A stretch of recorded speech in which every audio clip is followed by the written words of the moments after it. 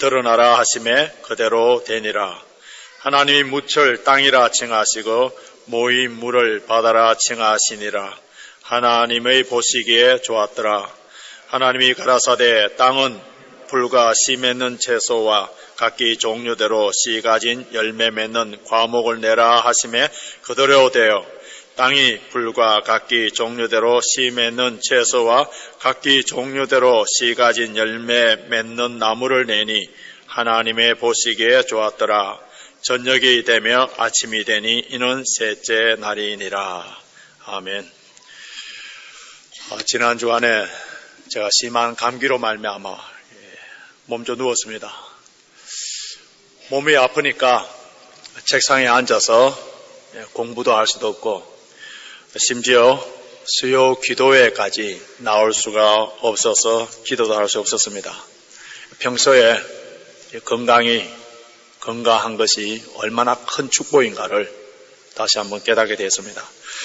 오늘 주일 설교를 우리 강 목사님이나 백 목사님께 맡기고 싶은 마음이 간절했지만은 이 설교 한 편 한다는 것이 얼마나 큰 부담이 되고 또 얼마나 많은 기도와 얼마나 많은 준비를 해야 된다는 것을 매주일마다 제가 겪고 있기 때문에 최소한 한 주간의 시간적 여유도 주지 아니하고 설교하라고 부탁하는 것은 너무한 것 같아서 살 수 없이 오늘 제가 강대상에 서게 됐습니다. 신학교에 다닐 때에 우리 교수님들과 그리고 아주 목회에 노련한 그런 목회자들이 신학생들에게 귀에 못이 박히도록 해준 말씀들이 있습니다. 목사는 항상 세 가지는 준비하고 있어야 된다. 첫 번째는 설교할 준비를 하고 있어야 되고, 둘째는 이사갈 준비를 해야 되고, 셋째는 죽을 준비를 해야 된다. 이렇게 말씀했습니다. 목사가 어느 곳에든지 또 언제든지 항상 설교를 할 수 있는 그 준비가 되어 있어야 되는데 저에게는 이것이 가장 어렵습니다. 설교 한 편을 준비하기 위해서 하나님의 영감을 받아야 되기 때문에 많은 기도를 드려야 되고요. 또 본문을 여러 번 읽고 또 제 생각과 판단이 틀릴 수가 있기 때문에 많은 주석책들을 참조해야 되고 또 이 본문 갖고 다른 목회자들은 우리 신앙의 선배들은 어떻게 설교를 했는가 많은 설교집들을 또 참고도 해봐야 되고요. 저는 설교를 할 때 원고를 다 작성을 해야 됩니다. 그렇기 때문에 많은 시간이 걸리게 됩니다. 지난 한 주간 동안 몸이 아파서 누워 있으니까 설교를 제대로 준비할 수가 없었어요. 그래서 누워 있으면서 심심하니까 유튜브를 통하여서 창작 동화 애니메이션을 하나 보았는데요. 참 감동적이었어요. 마치 C.S. 루이스의 나니아 연대기가 기독교 교리를 잘 반영해준 그러한 동화처럼 권정생의 강아지똥은 하나님께서 만드신 모든 것이 다 가치가 있고 또 보시기에 아름다운 것이라는 성경적인 가치관을 아주 잘 반영한 그런 동화였습니다. 오늘 집에 가셔서 자녀들과 함께 유튜브를 통해서 강아지똥이라는 그 애니메이션을 꼭 한번 보시기 바랍니다. 강아지똥이라는 그 동화책이 출판되었을 때 우리 한국에서는요 100만 부가 팔리는 베스트셀러가 되었고요. 그리고 이 책이 여러 나라 말로 번역이 되었고 그 동화를 그림책으로 그리고 연극으로 발레로 애니메이션으로 다양한 모양으로 이렇게 표현되었고 심지어 영국까지 왔어요. 에딘버러 인터내셔널 페스티벌에 연극으로 공연이 되었는데 영국의 언론과 관객들의 호평을 받았습니다. 강아지똥의 저자인 권정생 선생님은 1937년 일본 도쿄 아주 빈민가에서 태어나서 청소부였던 아버지가 갖다 주신 동화책, 그림책을 어릴 때부터 보면서 상상력을 키워나갔는데 해방을 맞이해서 우리나라로 다시 돌아왔지만은 9 식구가 뿔뿔이 다 흩어져서 생사도 모른 채 그렇게 지내다가 경북 청송에서 초등학교만 겨우 졸업하고 나서는 그리고 시작한 것이 나무 장수, 고구마 장수, 담배 장수, 그리고 6.25 동랑 때는 점원노를 하다가 폐결핵까지 걸려서 결국은 거지 생활을 하게 됩니다. 1967년도에 안동시에서 정착하여서 마을 예배당 문간에서 16년 동안 기거하는데요. 거기서 교회 종치는 그러한 일들을 하게 됩니다. 종치기를 하면서 발표한 그 책이 바로 강아지똥인데요. 그 강아지똥을 통하여서 작가의 길을 걷다가 아마 MBC에서 그 몇 부작으로 보신 분도 있을 건데요. 몽실 언니 이 작품으로 또 베스트셀러가 됩니다. 80년 초부터 예배당 뒤편 언덕 밑에 있는 5평 되는 조그마한 오두막 집을 지어서 그곳에서 생활하다가 그의 표현대로 오물덩어리처럼 뒹굴었던 70평생의 인생을 마감하게 되는데, 그러나 그의 책 베스트셀러가 됐던 그 책의 인쇄 수입이 10억이 넘었습니다. 그 수입의 모든 것을 자선단체에 다 기부했고요. 무소유를 실천하면서 자연과 더불어 소박하게 살다가 하나님 품에 떠나기 전에 앞으로 수입되는 모든 인쇄 수입은 남북한의 불쌍한 어린이들을 위하여서 사용해달라. 동화 같은 아름다운 마음을 품고 하나님의 부르심을 받았었습니다. 이 권정생 작가는 젊을 때 폐결핵과 또 다른 아주 치명적인 그 두 가지 질병으로 고통을 겪고 있으면서 삶에 의욕이 없을 그때에 처마 밑에 강아지가 똥을 누고 갔는데 그 똥을 비가 맞아서 허물허물하게 녹아늘 그 땅속에 스며들어서 며칠 후에 그곳에서 아주 아름다운 민들레 꽃을 피어나는 것을 보고 바로 그것이구나. 강아지 똥과 같이 보잘것없는 남들에게 천대만 받는 이런 것들이라 하더라도 자신의 온몸을 녹여서 한 생명이 피어나는구나 하는 이 사실을 깨닫고 자신도 가치 있는 존재라는 것을 깨닫게 됩니다. 가치 있는 존재라는 것을 깨닫게 되고 눈물을 흘리면서 밤새면서 각혈하면서 그렇게 서서 출판됐던 것이 바로 강아지똥이에요. 강아지똥의 내용을 오늘 유튜브에 가서 여러분 애니메이션을 보시면 내용은 굉장히 간단해요. 도린의 강아지가 길을 가다가 똥을 누고 갑니다. 근데 이 강아지 똥은 똥이라고 더럽다고 해서 피해가는 참새들 그리고 또 어미닭 만나서 슬펐지만은 그러나 길가에 떨어졌던 흙이 강아지 똥에게 말을 해줍니다. 하나님은 쓸데없는 물건은 하나도 만들지 않았었어. 너도 꼭 무엇인가 귀하게 쓸 거야. 희망찬 메시지를 전해줍니다. 겨울이 지나고 새봄이 맞이했을 때에 그때 그 강아지 똥 앞에 하나 파랗게 자라는 것이 있는데 그것이 민들레였었어요. 그 민들레는 자가 예쁜 꽃이 피워지기 위해서는 강아지 똥에게 거름이 필요하다고 했습니다. 그때 강아지 똥은 자기가 도움이 될 수 있다는 것, 그 자체가 너무너무 기쁨이기 때문에 그래서 자신의 몸을 쪼개어서 이 강아지 똥은 한 송이의 아름다운 민들레 꽃을 피우는 데에 사용됐다는 그런 이야기예요. 이 작가는 가난과 질병에 시달리면서 길가에 뒹구는 그 강아지 똥처럼 살아온 자신의 삶을 글로 표현한 겁니다. 모두가 더럽다고 태태거리면서 피해가는 강아지 똥에도 그 나름대로의 존재의 가치와 의미가 있는 것은 그 강아지의 똥을 먹고 자라나는 민들레 꽃이 피어나듯이 하나님은 쓸데없는 것을 하나도 만들지 않았다. 이 세상에 어디에도 쓸모없는 삶이 없으며 반드시 귀하게 쓰이게 된다는 교훈을 주는 그런 동화입니다. 사람들은 더러운 것은 쓸모없는 것이라고 빨리 버립니다. 무가치하다고 합니다.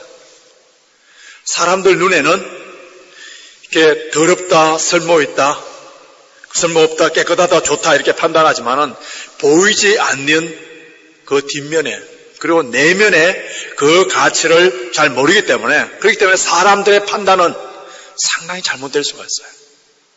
사람들은 주로 외모를 보는 거예요. 드러나는 형식을 봅니다. 그렇기 때문에 우리는 사람의 판단이 아니라 하나님의 판단이 무엇인지, 하나님의 판단이 무엇인지에 대해서 최대의 관심을 가져야 돼요. 원래 들어와서 우리 창세기 강해를 지금 듣고 있는데요. 창세기 1장을 이렇게 보시면은 후렴구처럼 7번이나 반복해서 나오는 말이 있습니다. 그것이 무엇이냐 하면은 보시기에 좋았더라, 보시기에 좋았더라. 오늘 이 말씀을 통하여서 함께 은혜 받기를 원합니다. 누가 보시기에 좋았다 했습니까? 누가? 온 우주 만물을 창조하시고 우리 인생의 생사하복을 주장하시고 우리 앞날을 가장 아름다운 길로 인도해 가시는 전지전능하신 하나님께서 보시기에 좋았다 했었어요. 그래서 이 세상의 모든 피조물들은 하나님께 순종하고 하나님의 말씀에 동의하는데 유일하게 하나님께 동의하지 아니하고 불순종하는 존재가 있는데 그것이 마귀와 바로 인간들이에요. 이 시간 우리 자신과 가정과 그리고 우리 교회와 하나님께서 창조하신 이 세계가 얼마나 아름다운지를 볼 수 있는 영안이 열려지는 역사가 있기를 바랍니다. 지난 주일에 하나님께서 첫째 날 창조하신 빛에 관해서 말씀을 살펴봤는데요. 빛을 창조하신 하나님께서 보시기에 좋았더라 했습니다. 근데 둘째 날 창조, 무엇을 창조했습니까? 오늘 6절에서 보시면은 이 지구가 물로 다 덮여져 있었는데 그 물을 위에 부분과 아래 부분을 나누니까 그 안에 이제 궁창이 생긴 겁니다. 창세기 1장에서 궁창이라는 말이 3일을 거쳐서 언급되고 있어요. 성경을 줄치면서 한번 따라와 보시기 바랍니다. 오늘 6절에서 8절에 나오는 궁창, 둘째 날 창조된 궁창이죠. 그 다음 14절 봐보시기 바랍니다. 14절 하나님이 가라사대 하늘의 궁창, 이거는 넷째 날이에요. 넷째 날. 그리고 20절 하나님이 가라사대 물들을 생물로 번성케 하라. 땅 위의 하늘 궁창에는 다섯째 날이에요. 자, 둘째 날은 물 위의 물과 아래 물을 나누는 그 궁창에 대해서 이야기했고요.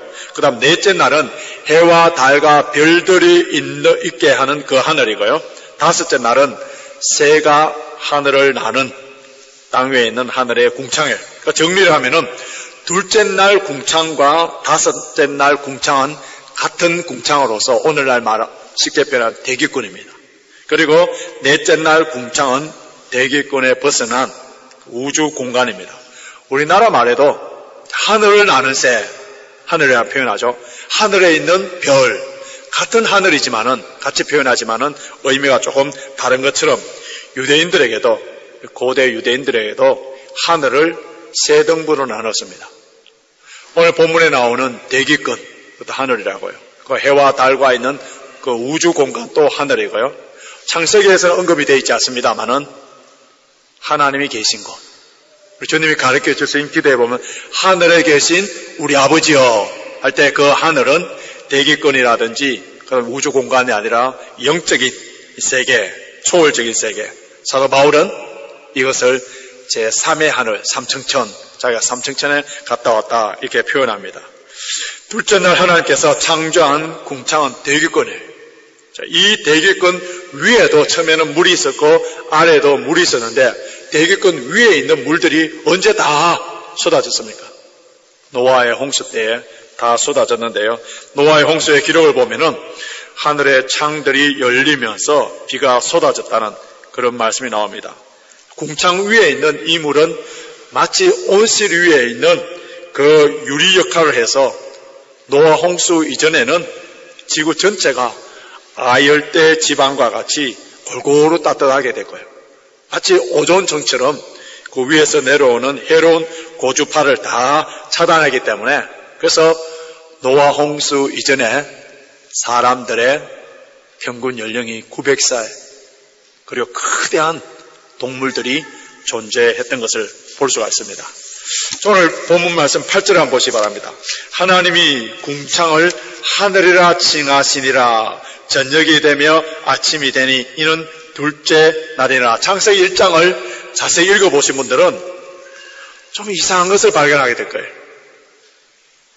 하나님께서는 첫째 날을 창조하실 때 보시기에 좋았더라 그렇게 했습니다. 그리고 이 셋째 날에는 지구에 있는 물을 한 곳에 모아서 그것은 바다라고 그 물을 모으고 난 뒤에 드러나는 묻을 땅이라고 했었어요. 그래서 그 땅에 풀과 심에 있는 채소와 심에 있는 나무를 창조하시고 난 뒤에 하나님 뭐라고 했습니까? 보시기에 좋았더라. 그날이 셋째 날이에요. 그런데 왜 둘째 날에는 하나님께서 보시기에 좋았더라 그 말이 왜 빠졌습니까? 하나님 보시기에 좋지 않는 날이었어요? 실패한 날입니까?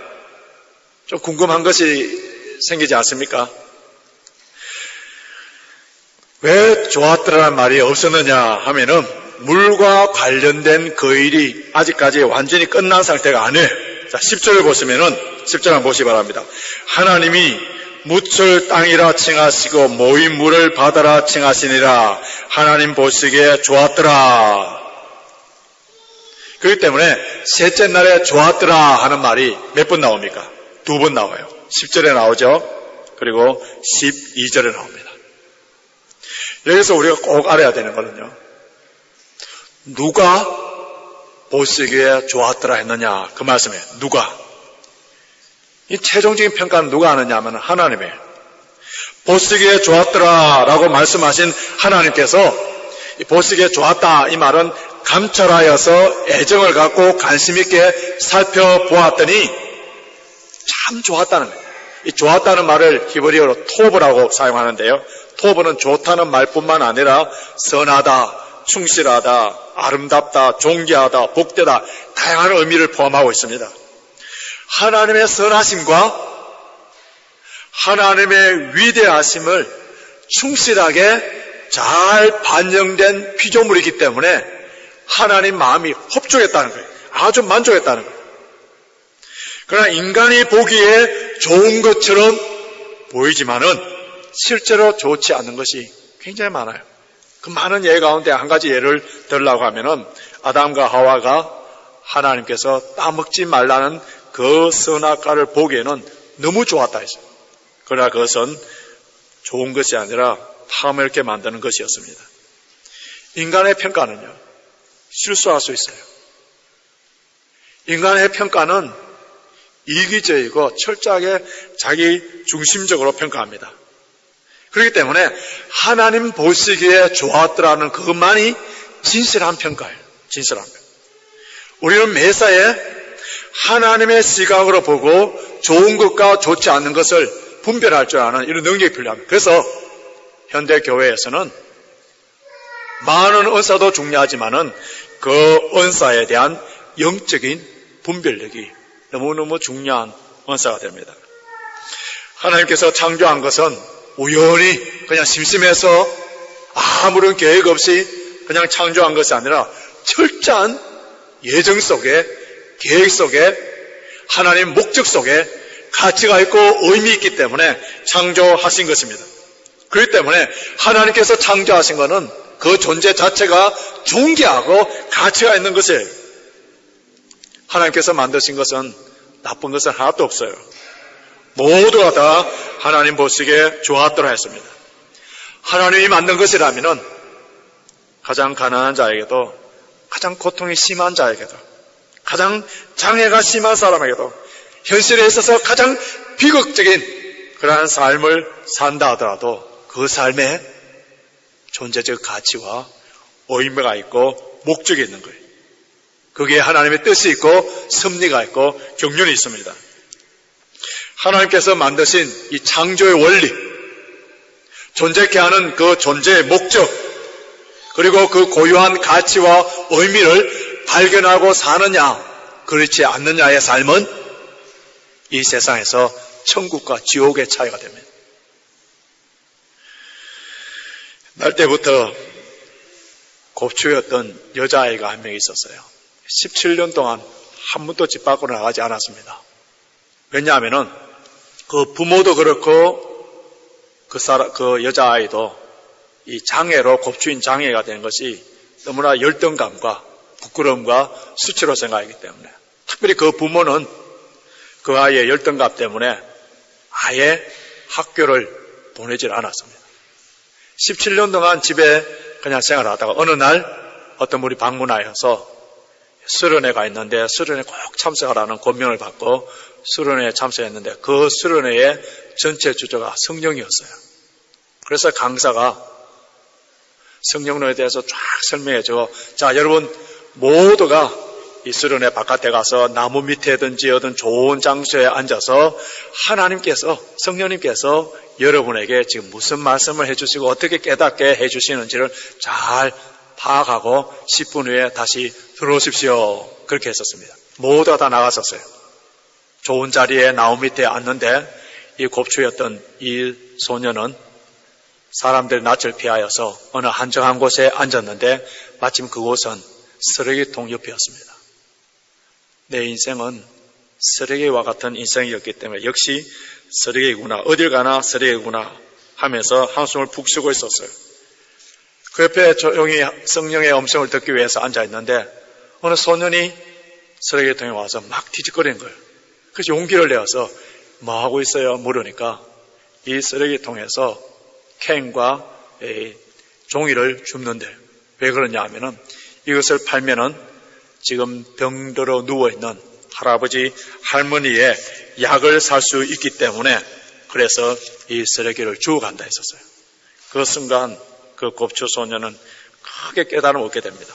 아, 쓰레기도 설모가 있구나. 그렇다면은 나 같은 쓰레기도 설모가 있을지 몰라. 저 쓰레기를 팔아서 노인들의 약값으로 사용된다면은 곱추인 나도 다른 사람들을 위하여 약이 될 수 있구나. 그렇게 결단하면서 하나님, 나의 남의 인생을 무엇을 해야 됩니까? 기도하는 가운데 이 사람의 그 순간에 결단하고 헌신하는데 일평생 동안 양로원에 가서 열심히 봉사하는 사람이 되었다고 합니다. 그럼 이 소녀가 고쳐진 것이 그 곱추에서 정상인으로 고쳐진 게 아니에요. 이 소녀의 환경이 바뀌어진 것이 아닙니다. 무엇이 바뀌어졌어요? 자신도 가치 있는 존재라는 거예요. 하나님께서 창조하실 때에 그 창조의 목적과 가치와 의미 있는 것을 깨닫는 순간에 그의 인생은, 그의 남은 인생은 가치 있는 아름다운 하나님께서 창조하신 한 목적적인 그러한 삶으로 바뀌었다는 거예요. 미국의 한 젊은 화가가 집이 너무 가난하여서 그래서 하는 일마다 또 다 실패하고 근데 그림을 그리는 걸 좋아해서 이 그림을 들고 이 회사 저 회사 찾아갔지만 아무도 받아주지 않았었어요. 그런데 어느 한 곳에 받아주는 곳이 있었는데 그것이 어디냐 하면은 교회에 홍보물 제작하는데 그림을 그리는 거기에 이제 취직이 되었습니다. 그런데 그의 작업실이 없었기 때문에 생쥐들이 우글거리는 차고에서 그림을 그렸었어요. 춥고 배고프고 그래 있지만은 열심히 그림을 그렸습니다. 그러나 어느 날 그 창고에 왔다 갔다 하는 그 생쥐들이 너무너무 귀엽게 보인 거예요.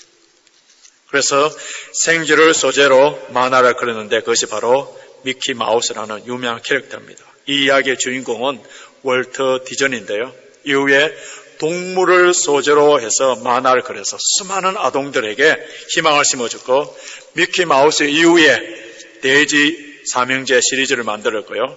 나중에 어린이들의 꿈과 희망을 심어주는 디즈니랜드를 만들었어요. 그의 인생은 흑암의 인생이 아니라 희망의 대명사였습니다. 우리가 하나님의 눈으로 세상을 바라보면 아름답지 않는 것이 하나도 없어요. 생쥐 한 마리도 사랑스럽고요. 돼지 한 마리도 귀엽습니다. 하나님께서 창조하신 세계가 이토록 아름답다면 그 아름답게 창조하신 하나님은 얼마나 아름답겠습니까? 그런데 하나님께서 이런 아름다움을 볼 수 있는 영혼의 지성을 우리에게 주셨어요. 그러나 우리 자신의 욕망으로 말미암아, 욕망에 눈이 멀어짐으로 말미암아 아름다운 자연을 보아도 아름답게 보지 못하고요. 우리 인생에 있어서 하나님의 그 통치하심, 지금은 가난하고 병들고 어렵다 하더라도 하나님의 그 통치하심의 아름다움에 대해서도 보지 못하고 교회에 다스리시는 하나님의 아름다움도 보지 못하게 됩니다. 그래서 우리 찬송가 458장에 어두운 내 눈 밝히사 내 눈을 뜨게 하소서 성령이여, 어두운 내 눈, 욕망에 눈이 가두어져 있는, 세상의 가치관에 의해서 눈이 감겨져 있는 내 눈을 뜨게 하여 주소서. 내 눈을 밝혀주시옵소서. 이러한 가사처럼 하나님의 눈으로 내 자신과 우리 가정과 우리 교회와 세상을 바라보기 바랍니다. 특별히 하나님의 형상으로 지음받은 사람들, 그 가운데서 예수 그리스도의 보혈로 핏값으로 사신 하나님의 자녀들, 한 교회에서 서로 섬기며 사랑하라고 붙여준 우리 지체들, 그리고 주님의 몸된 교회, 하나님의 통치하심을, 하나님의 다스리심이, 하나님의 역사하심을 볼 수 있는 이런 안목이 필요합니다. 뿐만 아니라 저와 여러분들은 하나님의 걸작품이에요. 하나님께서 우리를 창조하시고 하나님 보시기에 좋았더라 했고, 하나님께서 우리를 보시고 그 기쁨을 이기지 못하는 하나님의 기쁨이 되는 존재, 하나님 보시기에 좋았더라 하는 이 존재, 좀 후에 우리가 부르겠습니다마는 보배롭고 존귀한 존재, 보배롭고 존귀한 존재. 그렇기 때문에 우리는 가치 있는, 목적 있는, 의미 있는 삶을 살아야 되는 그런 하나님의 창조물입니다. 이번 한 주간의 삶 가운데서도 하나님의 눈으로 보기에 좋았더라는 그 시야로 자신을 바라보시고, 가족을 바라보시고, 교회를 바라보시고, 세상을 바라봄으로 말미암아 의미 있고 가치 있는 삶이 되시길 주님의 이름으로 축원합니다. 우리 다 같이 일어나서서 오늘 우리 부를 찬송은 십자가 그 사랑, 가사를 깊게 생각하시면서 십자가 그 사랑이 멀리 떠나 있으면은 이런 것이 보이지 않습니다. 십자가 그 사랑으로 다시 회복되어서 주님이 나를 보호하시고